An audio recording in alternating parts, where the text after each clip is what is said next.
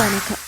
இரவு நேர பிரதான செய்திகளின் ஊடாக நர்மதா சிறையில் முதலில் தலைப்புச் செய்திகள். பேருந்து கட்டணங்களை அதிகரிக்குமாறு தனியார் பேருந்து உரிமையாளர்கள் சங்கம் கோரிக்கை. பாடசாலை பரீட்சைகள் மற்றும் விடுமுறை கல்வி அமைச்சின் அறிவிப்பு. அமெரிக்கா ஈரான் இடையே மீண்டும் நேரடி தாக்குதல், மத்திய கிழக்கில் அதிகரிக்கும் பதற்றம். இனி விரிவான செய்திகள்.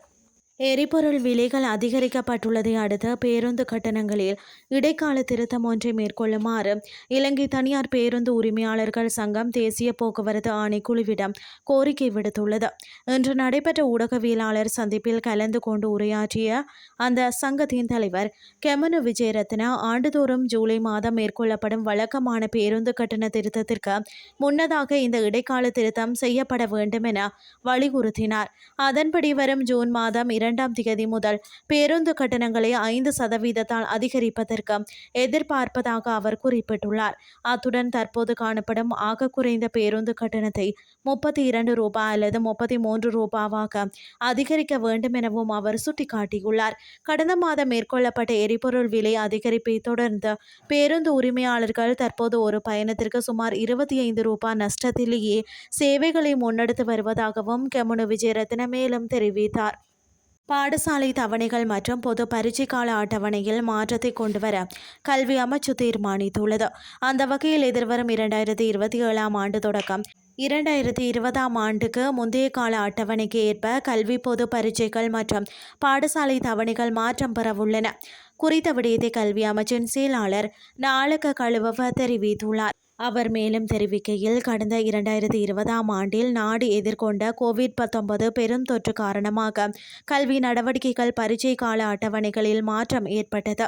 அதன் பின்னர் ஏற்பட்ட பொருளாதார நெருக்கடி, எரிபொருள் தட்டுப்பாடு மற்றும் போக்குவரத்து சிரமங்கள் காரணமாக பாடசாலைகளை அடிக்கடி மூட வேண்டிய நிர்பந்தம் ஏற்பட்டது. இதன் காரணமாக கல்வி நடவடிக்கைகளில் கடுமையான பாதிப்பு ஏற்பட்டது. இவ்வாறான விடயங்களை கருத்தில் கொண்டு கல்வி பொது பரீட்சைகள் மற்றும் பாடசாலை தவணைகளை அவற்றின் வழக்கமான கால அட்டவணைக்கு மாற்ற கல்வி அமைச்சு தீர்மானித்துள்ளது. எதிர்வரும் 2017ஆம் ஆண்டில் காப்போது சாதாரண தர பரீட்சை டிசம்பர் மாதத்திலும் உயர்தர பரீட்சை ஆகஸ்ட் மாதத்திலும் நடைபெறவுள்ளது.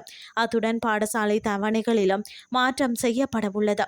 அதற்கு ஏதுவாக வருடத்தின் எஞ்சியுள்ள 2 பாடசாலை தவணைகளும் நீண்ட விடுமுறை வழங்கப்படவுள்ளது. இனி வெளிநாட்டு செய்திகள். ஈரானுக்கு எதிரான அமெரிக்க இஸ்ரேலிய போரில் ஒப்புக்கொள்ளப்பட்ட ஒரு நிலையான போர் நிறுத்தம் நடைமுறைக்கு வருவதற்கு எந்த ஒரு சாத்திய நிலைகளும் இல்லை என ஆய்வாளர்கள் கவலை வெளியிட்டுள்ளனர். ஒருவேளை இறுதியில் ஒரு அமைதி ஒப்பந்தமும் ஏற்படாத வரையில் நேரடி தாக்குதல் நடவடிக்கைகள் மீண்டும் தொடங்குவதற்கான அபாயம் அதிகரிக்கிறது என்றும் அவர்கள் கூறியுள்ளனர். இது குறித்து வெளியாகிய அறிக்கையில், இரு தரப்பினரும் திருப்தி அடையும் ஒரு உடன்பாட்டை எட்டுவதன் மதிப்புடன் ஒப்பிடும்போது அபாயங்கள் அதிகமானவை. அதன் விளைவாக பின்னர் அதை திருத்த முயற்சிப்பதை விட அந்த உடன்பாட்டையே இரு தரப்பினரும் கடைபிடிப்பார்கள். ஏனெனில் பின்னர் திருத்துவது மேலும் பதற்றத்தை அதிகரிக்க வழிவகுக்கும் என்றும் தெரிவித்துள்ளார். செய்திகள் யாவும் நிறைவடைகின்றது.